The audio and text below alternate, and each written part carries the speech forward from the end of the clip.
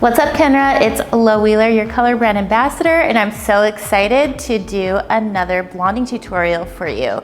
This is my friend Candace, and I'm so excited to jump into a balayage because what we're seeing in her hair is a lot of color and a lot of tones, but what we want to see more of is balance and symmetry.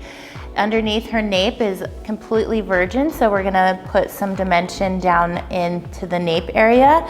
And then in the front pieces of her hair, we see that it's pre-lightened, but it's actually not as blonde as the pieces right beyond it, just on each side of the ears. So we want to bring balance into her balayage. We want all the tones to connect and flatter her.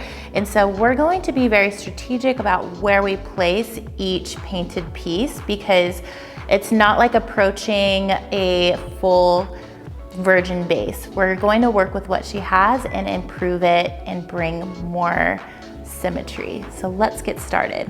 Let's jump right into the nape hairline for that bunny piece moment. I call it the bunny piece because it's the section of hair that you see when you pull your hair up into a bun. I'm starting here because the front of Candace's hair has so much color work already in it, and seeing that she has pretty much all natural hair underneath her nape, that is where we're gonna want to balance and apply our lightener first. We know that when we balayage, it's a lower and slower lift, so I wanna make sure that I'm getting that coverage on the darkest bits of her hair.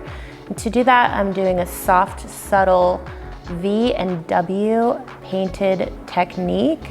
This is just gonna give us a heavy saturation of color through the ends as it leads up into a more natural root.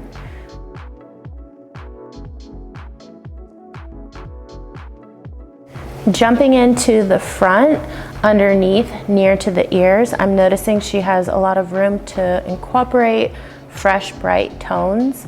And I'm going to do it in my low style by doing soft V-shape patterns, overlapping that old color that just didn't get the lift that we wanted to see. I'm bringing the lightener through to the ends and making sure I'm picking up anything that needs perfecting. As I work towards the top, I'm giving her more of a highlight diffused look by just painting more high points into each section. Now that I'm up towards the top, I really want it to look natural, so I'm doing a combination of subtle V's and singles. This is gonna give us room in each section to see her natural base color. And when you leave the natural base color, you're creating more of a natural, low maintenance look.